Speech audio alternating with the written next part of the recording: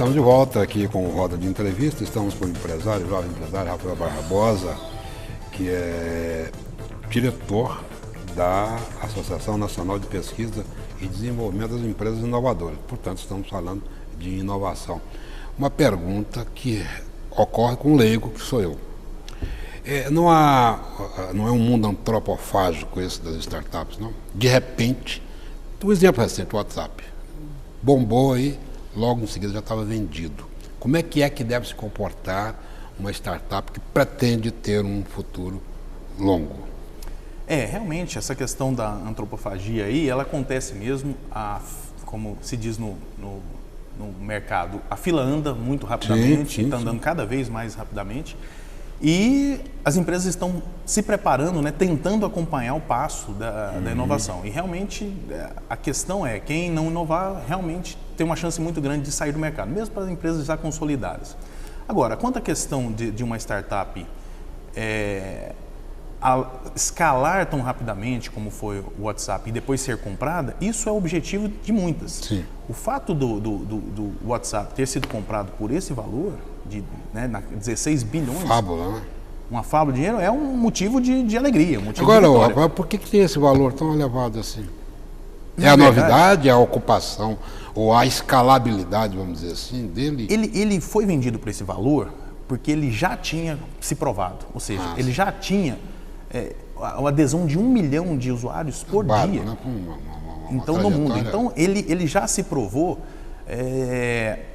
vencedor, já se provou um negócio que pegou. Porque, na verdade, todas as startups, não adianta uma ideia inovadora que o público não perceba essa inovação. Ou seja, tem que agregar um valor grande onde seja usual. Da mesma forma que o Waze. O Waze teve essa aceitação tão grande. O Waze, na verdade, a gente pensa que ele é americano, ele foi fundado por uma empresa de Israel, que também é um outro polo muito interessante de startups. Os incentivos em Israel são realmente interessantes e formou uma comunidade muito, muito interessante. Ele foi vendido por 2 bi o Waze, mas o Waze é realmente um software muito útil.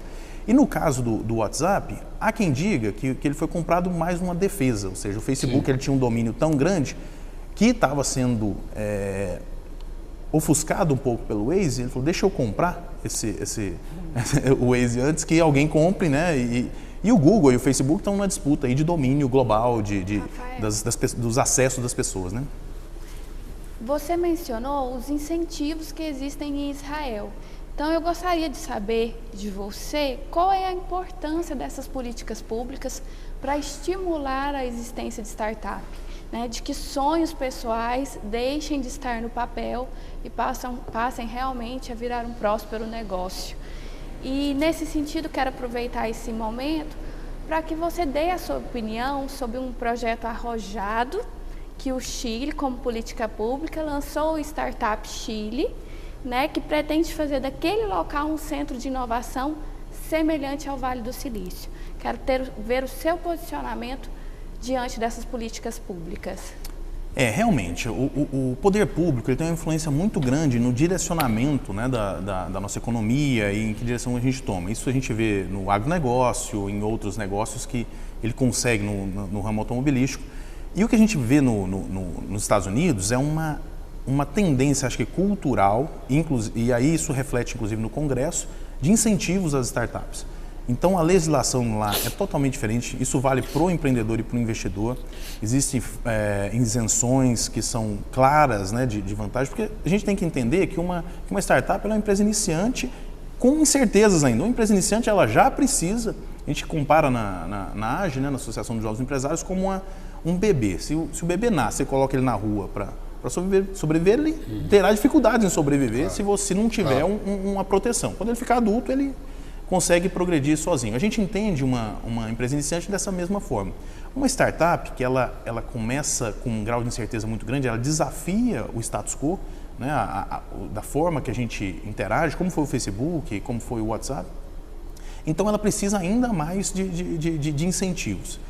Nós temos incentivos aqui no Brasil, a FINEP é o órgão federal que cuida dessas, né, o órgão maior que cuida esses incentivos às empresas inovadoras. Ele é um órgão ligado ao MCTI, que é o Ministério de Ciência, Tecnologia e Inovação. Existem as FAPs, Fundações de Amparo pesquisas estaduais, aqui em Goiás nós temos a FAPEG, em São Paulo a gente tem a FAPESP. Existem alguns órgãos que incentivam, o próprio CNPq também, que tem alguns incentivos para empresas iniciantes. Mas ainda é muito tímido se a gente for comparar com alguns outros países. Eu estava recentemente conversando com o então secretário de Indústria e Comércio, Rafael Lousa, que é originário do nosso movimento empresarial, né, jovem empresário, sobre esse assunto. E aí a gente falou de um contexto um pouco mais amplo. Nós não temos no Centro-Oeste nenhuma aceleradora, que é uma aceleradora, um conceito de aceleradora, que é uma estrutura onde nós temos mentores para mentorar essas empresas startups está atraindo ali investidores também com recursos, com capital, para que comece a dar mais chance dessas empresas progredirem. Então a gente não tem essa estrutura no Centro-Oeste. A parte de incentivos via FAPEG ainda estão um pouco distantes, há um incentivo muito acadêmico ainda e não tão empresarial, como essa dinâmica, né, que existe no Vale do Silício. O movimento do Chile, Startup Chile, é uma referência, está levando algumas startups brasileiras para lá, é a melhor referência no hemisfério, na América Latina que a gente tem, então realmente é um exemplo. A iniciativa mais próxima que a gente tem aqui no Brasil é um programa do governo de Minas chamado CID, que também já levou algumas empresas goianas para lá, ele está no 2º ano. É um movimento que tem a real intenção, com a participação do governador do estado, de levar os cérebros do resto do país para lá. E Belo Horizonte acaba tendo um destaque realmente nesse ponto atualmente aqui no Brasil, copiando o modelo do Chile, da Startup Chile. Para complementar esse pensamento aí, como é que você vê o marco regulatório de inovação? Isso tem ajudado, tem contribuído para a expansão dessas startups, desse empreendedorismo ou não? Tem. Nós, pela ANPEI, nós estamos agora no Congresso, foi aprovada na Câmara, tem que passar pelo Senado ainda a questão da PEC 290, que é simbolizado como, faz parte do marco regulatório de inovação, assim como a PL 2711, que ela dá uma repassada no que nós temos de política de tecnologia e inovação no nosso país. Então não existia a palavra inovação na Constituição, não se falava sobre isso. A FINEP, que é o principal órgão de fomento do país na parte de inovação, estava com alguns programas trabalhando por liminar, então isso colocava tinha uma insegurança jurídica geral, tanto para o empresário captador do recurso, quanto para a própria FINEP, os gestores da FINEP, em fazer essas operações. Então isso vai dar uma regulamentada, né, mais oficial desse tipo de operação. Mas o marco regulatório de inovação, só para ficar mais claro, ele não trata apenas de startups, ele trata o incentivo à inovação mesmo para empresas já consolidadas. Nós estamos falando aqui de empresas grandes como a própria Petrobras, Vale. Então ele cuida de todo o fomento que vai para projetos inovadores. E aí está dentro as startups também. Rafael, você falou há pouco do crescimento de algumas empresas, assim como o próprio WhatsApp, foi vendido por uma fábula, né? Você acha que os aspectos culturais, assim, eles são determinantes para que um determinado aplicativo ou programa ou uma empresa, ela se sobressaia em detrimento das outras? É uma série de fatores. A gente não tem a bola de cristal aí para saber o que realmente tem apelo com os usuários. Mas rede social no Brasil é sucesso, né? Não, e é um sucesso, se você for ver, em todo mundo. Logicamente, alguns países mais ou menos, mas em todo mundo.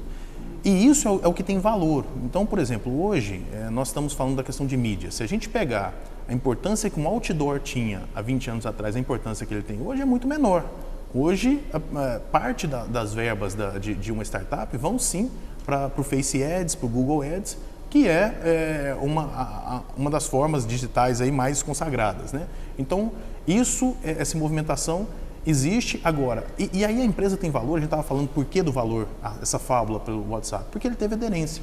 Uma empresa que capta 1 milhão de usuários dia, ela tem o seu valor, ou seja, ela tem um apelo, ela tem essa força, e aí quanto ao valor, se vale 16, se valia 30 ou se vale 1 bilhão, eu não saberia medir, mas que vale, que tem valor, tem, porque ela conseguiu conquistar dos seus usuários, resolver um problema da vida do usuário, e é isso que é o valor.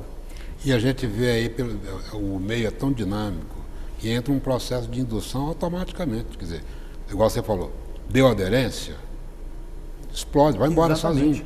De repente, virou aquele grande sucesso. É o mercado aí que passa manda, a ter né? valor, né? É o valor mercado que pecuniário. manda.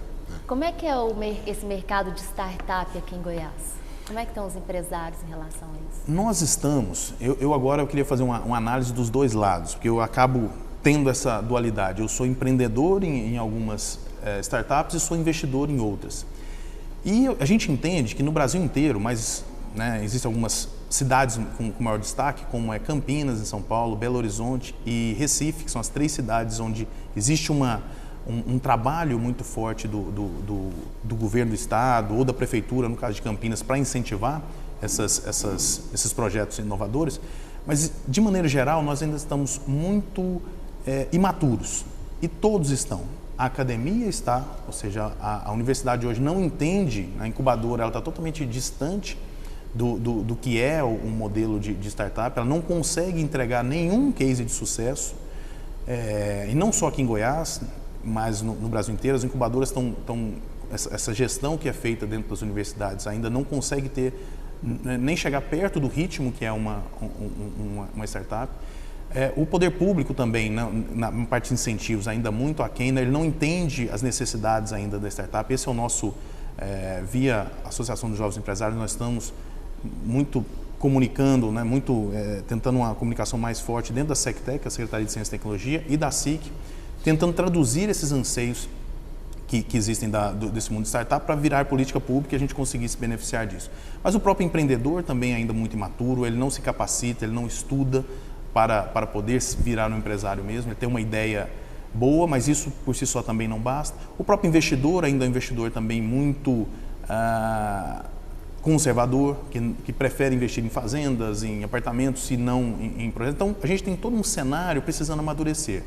Natural, isso acontece mesmo, né? A gente não tem o mesmo nível dos Estados Unidos em vários assuntos, e nesse não podia ser diferente, mas eu entendo que a gente realmente precisa amadurecer esse cenário todo, porque caso contrário nós não vamos conseguir acompanhar as outras economias. Rafael Barbosa, nosso entrevistado de hoje, nós estamos indo agora para o nosso segundo bloco comercial, a gente volta já com roda de entrevista.